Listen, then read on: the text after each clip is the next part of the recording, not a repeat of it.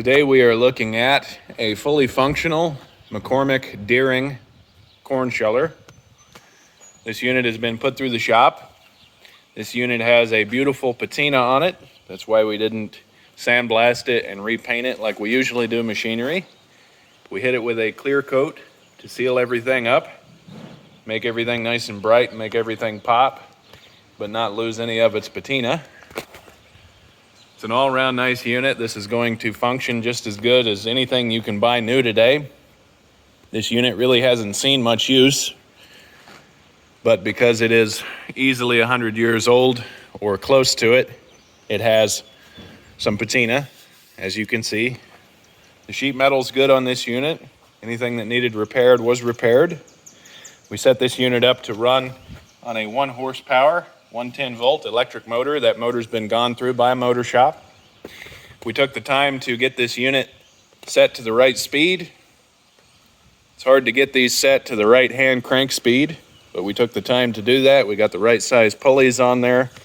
We've got the belt tensioned up to the proper tension, not too tight, not too loose. That's what you want for cast iron bushings.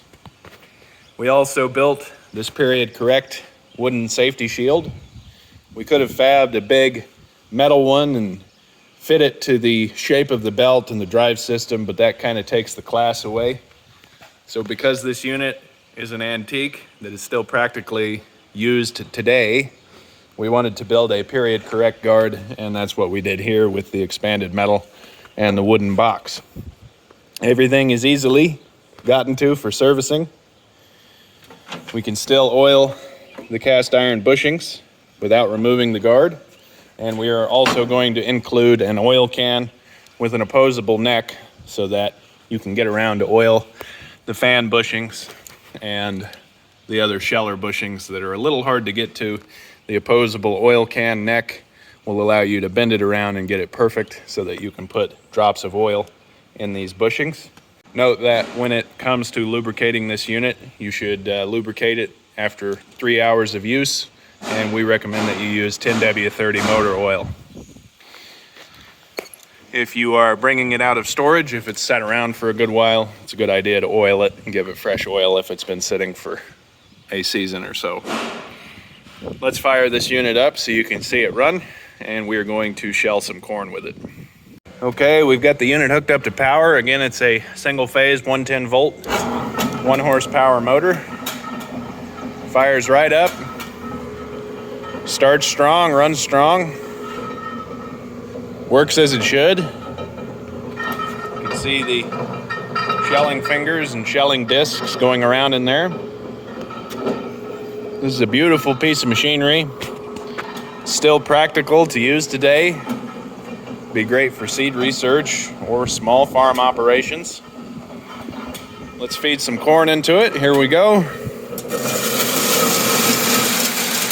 Comes out the bottom. No trouble at all. We've got this unit dialed in. Let's feed another corn cob. It's an all-around nice unit. You can feed them in as fast as you want. Just ejects the cobs out the end. You can use another corn cob to push the next one through.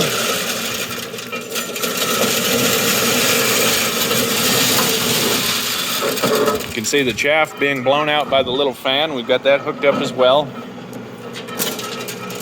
And the final cob that we have there going in. Works pretty good.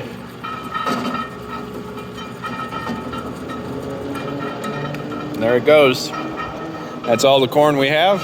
Did a great job pulling all the kernels of corn off of the cobs. This is a really cool piece of history that's still practical to be used today. It's going to compete with a new one. Works just as good. This one has a lot of character and history behind it. This corn sheller is sold by us here at Commodity Traders International. We sell a wide variety of seed, feed, and milling machinery like you see here. Thank you for watching.